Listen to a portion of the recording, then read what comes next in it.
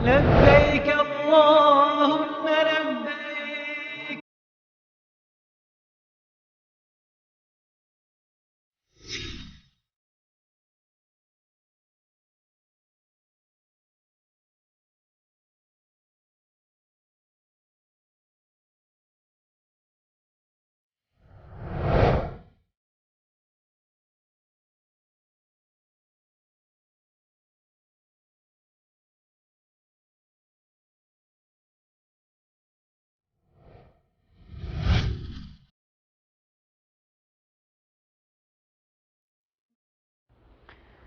بسم الله الرحمن الرحیم. الحمد لله و صلاة و السلام علی حبیبنا و مولانا رسول الله و علی آله و صحبه و من والاه.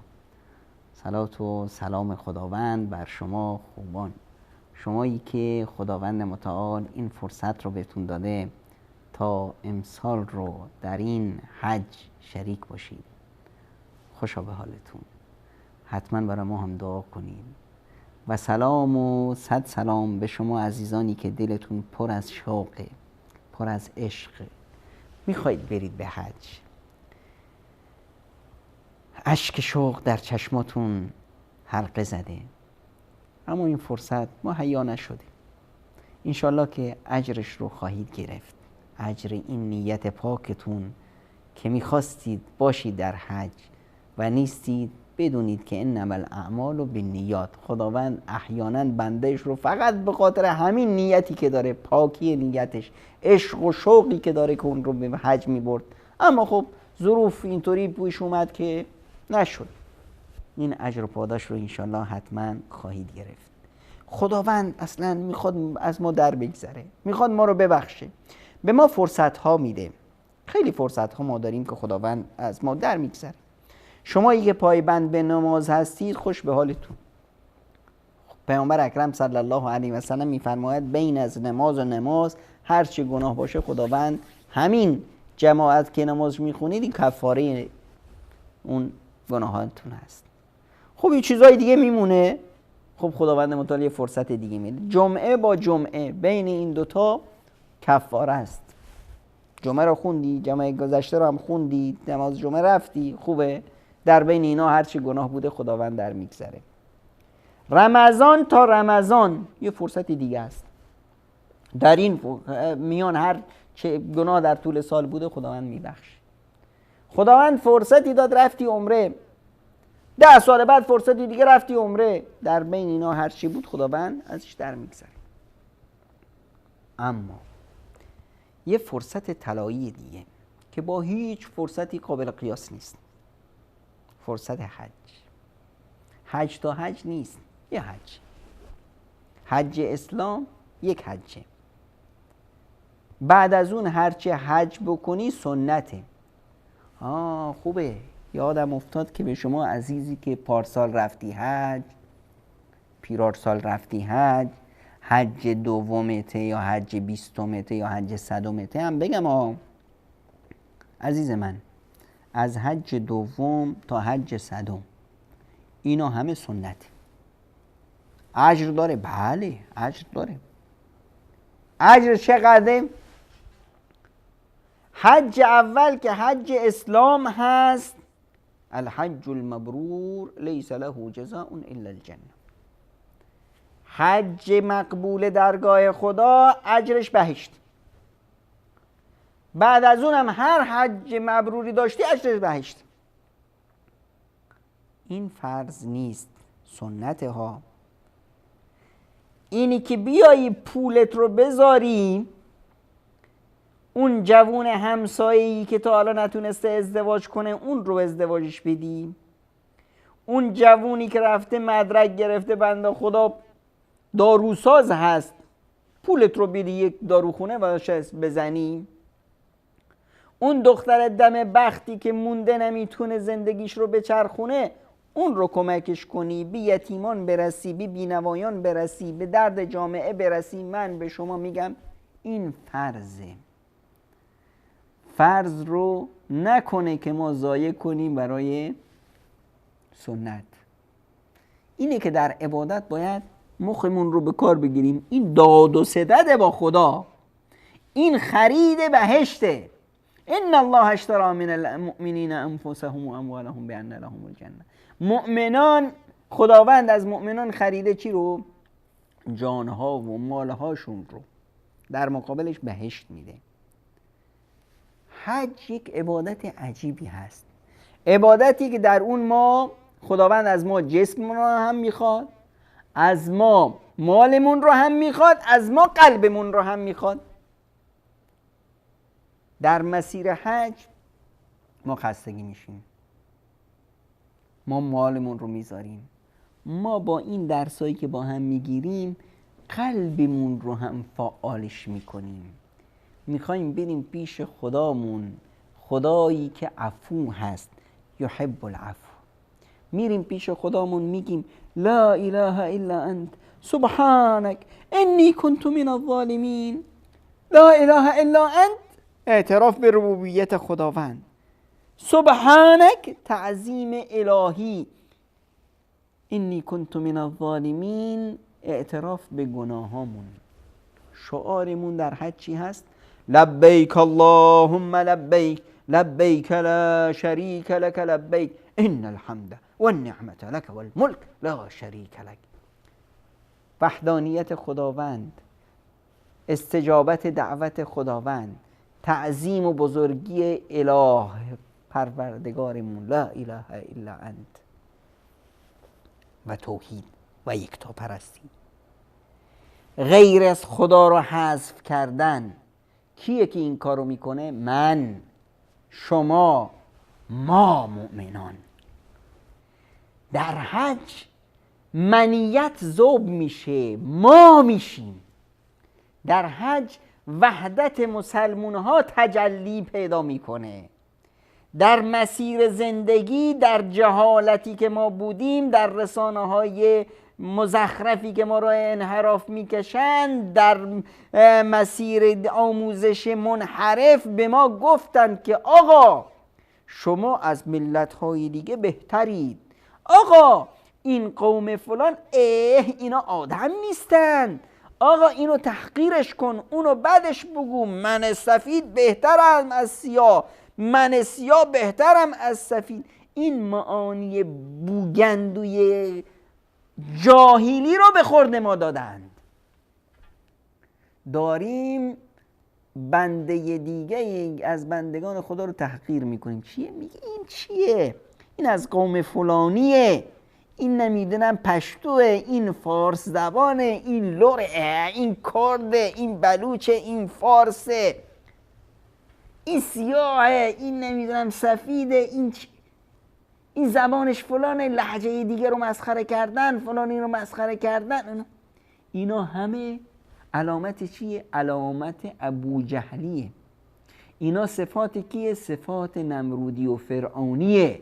اون فرعونی که میگفت انا ربکم الاعلی، خودش رو میدید دیگران رو تحقیر میکرد. این ارزشش از ارزش یک حیوان کمتره. هر کسی که این صفت رو داشته باشه، این صفت ابو جهلی است، این صفت جاهلان هست، احمقان هست. حضرت ابوذر کیه؟ زبان تلخ حق. ابوذر کیه؟ اون کسی که رسول خدا صلی الله علیه و سلم میفرماید ابوذر تک تنها میاد روز قیامت. یعنی چی؟ خداوند فرمودن ان ابراهیم امه، ابراهیم نرد مردانه یه امته، ابوذر یه امته. این ابوذر وقتی میاد به بلال میگه ای بچه سیاه چرده، تحقیرش میکنه. بلال تو مادرت سیاه بود، تو داری خودش رو میبینه، بلال رو نمیبینه. اینو پیامبر خدا صلی الله علیه و سلم میفرمایند یا ابوذر انک امرؤ فیک جاهلیه، ای ابوذر تو ابوذری، بله، اما هنوز تو جهالت هست. این جهالت رو باید پاک کنیم. حج به ما این درس رو میده. ابوذری که حج میسازد صورتشو میذاره رو زمین، میگه با خدا سوگند ای بلال صورتم رو بر نمیدارم تا پای تو رو بذاری رو صورت من. باید بفهمیم که این جایگاه جهالت.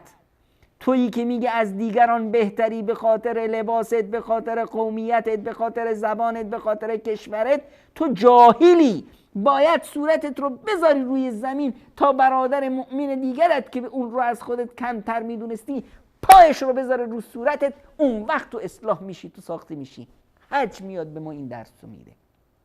در حج همه مؤمنان جمعند، سیاهمون، سفیدمون، افریقاییمون، اروپاییمون، آسیاییمون، نمیدونم پولدارمون، نادارمون، رئیسمون، فقیرمون، جاهلمون، عالممون، همه با هم در یک جا، یک شعار، لبیک اللهم لبیک، شعار وحدت الله، شعار بندگی در مقابل الله.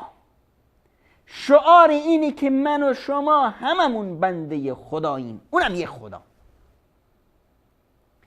این شعار میاد همه این فرقهایی که فطرت برای ما ساخته که همدیگر رو تکامل بدیم، این فرقها ذوب میشه، ما هممون میشیم چی؟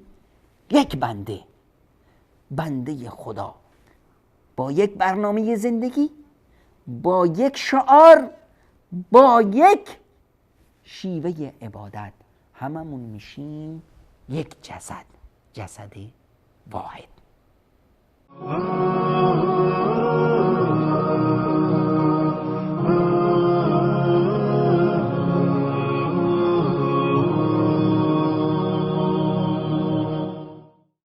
اومدیم به حج، اومدیم در اینجا با یک خاطراتی زندگی کنیم. اومدیم در اینجا بهترین سرزمین خداست، مکه مکرمه. پیامبر خدا صلی الله علیه و سلم میفرمودند انک لاحب بقاء الله الی الله، ای مکه تو بهترین و عزیزترین خطه روی زمین برای خدا هستی. و بعد از مکه میاد مدینه و پیامبر خدا صلی الله علیه و سلم دعا میکرد که خدایا مدینه رو تو قلب ما همونطور عزیز بگردان که مکه رو عزیز کردی. اومدیم در اینجا تا با یه خاطراتی تجدید پیمان کنیم. میدونید چرا دشمنان اسلام همیشه سعی دارن، شیطان ها همیشه سعی دارن ما رو از حج دور کنن؟ جالب اینجاست تا حالا هیچ کشوری در دنیا این نشده که مردمش رو از حج نذاره برن حج. حتی در زمان کفر جاهلیت که بودا، کسی نمیتونست کسی رو ممنوع کنه، منعش کنه که بره به حج. جالبه ها. تنها تو کشور ما شیاطین جمع میشن که ما رو نذارن بریم حج. میدونید چرا؟ چون که اگه ما رفتیم اونجا صدای سمیه شهید رو میشنویم که در مقابل طغیان طاغوت داره استقامت میکنه، جان میده، اولین شهید اسلام میشه. صدای یاسر رو میشنویم که در مقابل دشمن چون کوه ایستاده. صدای احد بلال رو میشنویم که در زیر تازیانه طاغوت حاضر نیست شرک بورزه به خداش. میریم اونجا میبینیم که رسول اکرم صلی الله علیه و سلم چطور بت میشکنه. میبینیم که ابراهیم خلیل چطور بت میشکنه. اونجا که رفتیم چش و گوشمون باز میشه، میبینیم که ما جزئی از یک بشریت بزرگ، از یک خانواده بزرگ، خانواده 1.5 میلیاردی مسلمون هستیم. اینجاست که اون تصورات احمقانه‌ای که تو ذهن ما کاشته بودن، اون مفاهیم جاهلانه‌ای که به خورد ما داده بودند که ما از دیگران بهتریم، اون عبادت‌های من درآوردی و اون دینی که دین فروشان آخوندها برای ما ساخته بودند، ما را از سجده به سوی در درگاه الهی گرفته بودند، برده بودند تو دکانایی که خودشون ساخته بودند، اسمشون رو امامزاده و قبر گذاشته بودند تا ما را چپاول کنند. این مفاهیم کلا عوض میشه. ما رفتیم به خانه خدا. در خانه خدا نه اونجا دیگه خمس دادنی هست، نه نزوراتی هست که بره به جیب آخوند. اونجا عبادت هست. من بنده ام با خدام. واسه همینه که حج یک انقلابی به وجود میاره تو انسانها. این انقلاب اون چیزیه که دشمن شیطان ازش میترسه. ببینید در قصه های امروز از دعوتگران امروزی که دعوتگر بسیار نامداری هست، آقای مالکوم ایکس در آمریکا مسلمون میشه. به دست کی؟ به دست یک گروهی که خودش رو مسلمون میدونن. علی جا محمد نامی یک گروه امت اسلامی درست کرده بود، بلالیون نامی درست کرده بود، دین سیاهان. در این دین سیاهان چه بود؟ که ما سیاهان از دیگرها برتریم. یه رد فعلی بود در مقابل اون تبعیض نژادی که سرخ پوستان و سفید پوستان و نمیدونم آمریکا یا اونا داشتن روی این سیاهای بدبخت. اومدن دیدن که باید ما از دیگر، اونا هم میگن ما بهتریم، ما میگیم ما بهتریم. یک دینی برای خودش درست کرد، اسمش رو هم گذاشت اسلام. با اسلام هیچ رابطه ای نداشت. آخرش هم خودش رو پیامبر کرد. مالکوم ایکس در این مدرسه است. از اینجا مالکوم ایکس خداوند بهش فرصتی میده میاد به حج. میاد در فضای حج میبینه عجب، اینجا همه یکسانند، نه سیاه را بر سفید برتری است، هیچ تبعیض نژادی وجود نداره، همه یک لباس پوشیدن، یک شکل، یک عبادت انجام میدن در مقابل یک خدا. همه بندگان خدا هستند، همه فرزندان آدم هستند. هر برادری با برادری دیگه شکل و قیافش فرق میکنه، ما هم هممون، اما همه یه خانواده ایم. مالکوم ایکس برگشت کل دعوت علی جا محمد رو تغییر داد، کردش اسلام واقعی. حج این ویژگیشه. من و شما از یک فرهنگی که این فرهنگ رو کیها ساختن، برای چه هدفها ساختن، من و تو رو گول زدن، الان میاییم در حج کل این مفاهیم دروغین و این ساختگی ها اینا ذوب میشه. اینجا میبینیم که نه، شیوه عبادت خداوند یه شیوه دیگه است. به ما گول زدن. دین خداوند، دینی که محمد مصطفی صلی الله علیه و سلم آورده، دین محبت وحی، یک دین دیگه است. اون چیزی که برای ما ساخته بودن پس چیه؟ چه اهدافی پشت سرش بود؟ اونجاست که میبینیم چی کار کردن؟ ناموسمون رو به تاراج دادن، مال ثروتمون رو چپاول کردن، رومون سوار شدن، یه دین دیگه برامون ساختن، گولمون زدن. اومدیم اینجا که صحابه بودن، اینجا که مکتب رسول خدا بود، اینجا که اهل بیت رسول خدا بودن، اینجا علی اینطور عبادت میکرد، جعفر اینطور عبادت میکرد، امام حسن و حسین اینطور عبادت میکردن که همه مؤمنان انجام میدن. اینجاست که میفهمیم که ای راهی که ما میرفتیم این به گورستان بود، این به جهنم بود. این تغییر و تحولی که در هر انسانی اینجا به وجود میاد، اینجاست که میفهمیم همه این امت یه امته، همه این خانواده یه خانواده است. این وحدت اسلامی رو وقتی اونجا میبینیم احساس میکنیم که ما جزئی از این تنه بزرگ امت هستیم. افتخار میکنیم که چقدر ما امت بزرگی هستیم، چقدر امت نیرومندی هستیم، چه پتانسیل های قدرتی در ما هست. همدیگر رو میشناسیم، با برادرانمون از انهای دنیا آشنا میشیم، همدیگر رو به آغوش میکشیم، همدیگر رو میبوسیم، به دست همدیگر رو میفشاریم. همه اون فرقها و اون دینهایی که دیگران تراشیده بودن، اون آزرهایی که برای ما بت تراشیده بودن رو از خودمون طرد میکنیم. برمیگردیم، اولین کاری که میکنیم تیشه میگیریم، بتها رو میشکنیم، ابراهیم میشیم. ابراهیم بت شکن چی کار کرد؟ مذهب موروثی پدر رو سر زد.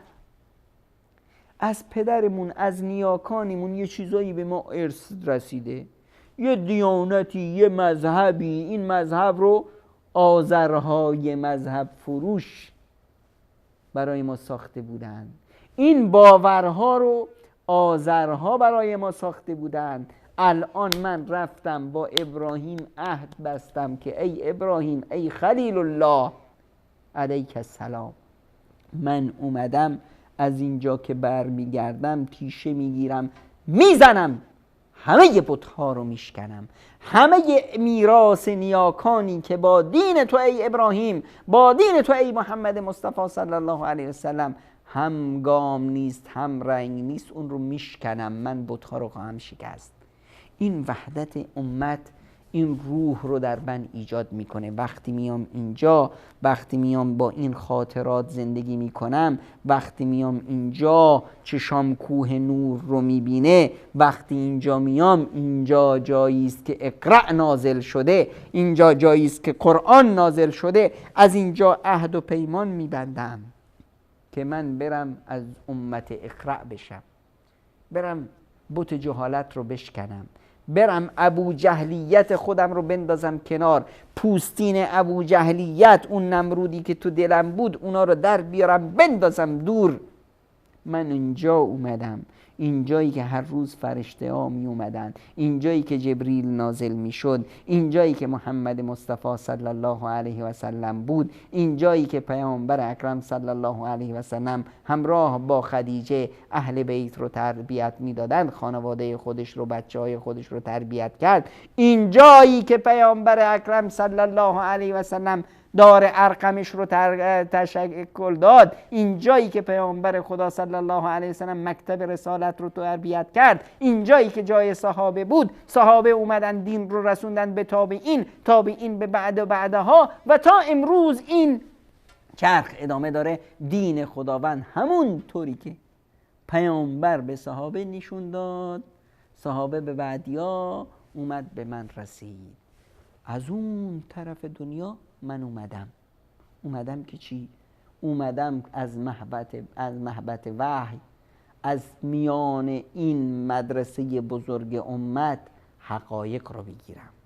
اومدم که از اینجا که برگشتم برم همه اون مذهبی که برام ساخته شده، آذرها درست کردن، همه رو گردن بزنم. اونجا اومدم تا یاد بگیرم ان اکرمکم عند الله اتقاکم، عزیزترین شما، کریم ترین شما، با مکانت ترین و با وجاهت ترین شما نزد خدا با تقوا ترین شماست.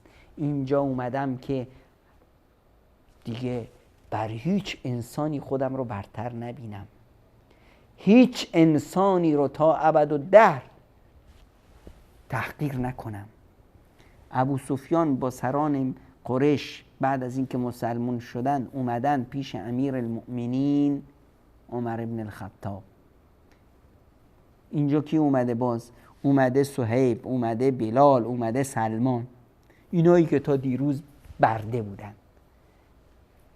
حضرت عمر به اینا اول اجازه میده که وارد شن. این بعضی از این سران بهشون بر میخوره. ابو سفیان میگه که میبینم که ناراحت شدید. چطور؟ اینایی که تا دیروز برده بودن اینا رو، غلاما رو میبره؟ ما که سران قریشیم اجازه ورود نمیده. اول ابو سفیان بهشون میگه اون روزی که پیامبر اکرم صلی الله علیه و سلم دعوتش رو آغاز کرد، اینا بودن که لبیک گفتن. شما کجا بودید؟ اینا رو ایمانشون برتری داد، شما رو تأخیرتون در ایمانتون عقب انداخت. پس ملاک برتری، ملاک خوبی، ملاک ارزش دین هست، تقوا هست، رابطه من بنده با خدام هست. اینی که پوستم چه رنگه، از چه قومیم، از چه نژادیم، از چه کشوریم، این رو نه من پدرم رو انتخاب کردم، نه مادرم رو، نه زبانم رو، نه جایگاهم رو، نه کشورم رو من انتخاب نکردم. این بر من تحمیل شد. افتخار کردن، پوز دادن به اون چیزی که من توش هیچ نقشی نداشتم، این از علامت‌های جهالت هست. میخوایم پیش خدا عزیز باشیم، هرگز با زبانمون، با پاسپورتی که داریم، با گذرنامه‌مون، با شناسنامه‌مون پیش خدا عزیز نمیشیم. پیش خدا با چی عزیز میشیم؟ ان اکرمکم عند الله اتقاکم. عزیزی شما معیارش تقواست و اومدیم در این فضای حج در بین این میلیونها مسلمونی که اومدن یاد گرفتیم من یکی از این بشریتم، یکی از این مسلمونا هم.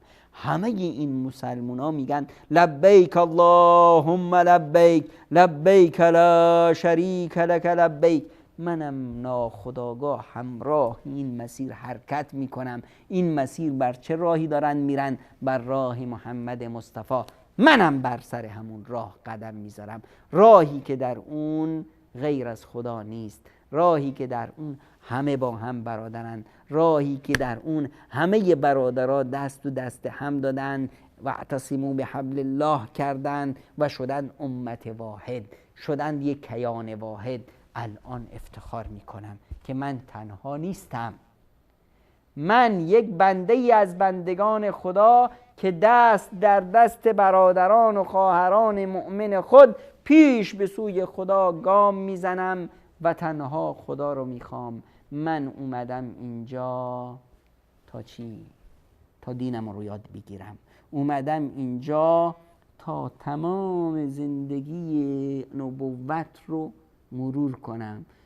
در اینجا همه پیامبران اومدند، در اینجا ابراهیم اومد این خانه رو برپا کرد. من اومدم تا مثل ابراهیم باشم. اینجا مهبط وحی هست، اینجا جبریل بر پیامبر خدا صلی الله علیه و سلم نازل شد. اینجا بود که محمد مصطفی تنها از این غار حرکت کرد، در این شهر اومد اینجا و امروز دعوت محمد مصطفی 1.5 میلیارد شده. اینجاست که من یاد میگیرم من تنها میتونم برم به کشور خودم، به شهر خودم، محمد مصطفی صلی الله علیه و سلم بشم مثل رسول خدا صلی الله علیه و سلم که خداوند اون رو اسوه و الگو برای من قرار داده و من اومدم اینجا الگو برداری برگردم اونجا. من تک تنها کل جامعه رو عوض کنم. روز قیامت همه میان پیش خدا. بعضی از پیامبران میان 100 نفر همراهشونه، بعضی میان 1 نفر به همراهشونه، بعضی میان هیچ که همراهشون نیست. من بیام و با من میلیونها نفری باشند که من سبب هدایت اونها شدم، در رکاب رسول اکرم صلی الله علیه و سلم حرکت کنیم. اونه که دیگه ارزش داره. اونجاست که میتونم درست نگاه کنم تو چشای رسول خدا صلی الله علیه و سلم، با افتخار سرم رو بالا بگیرم بگم یا رسول الله واقعا من لبیک گفتم به ندای حق و بودم و شدم آنچنان که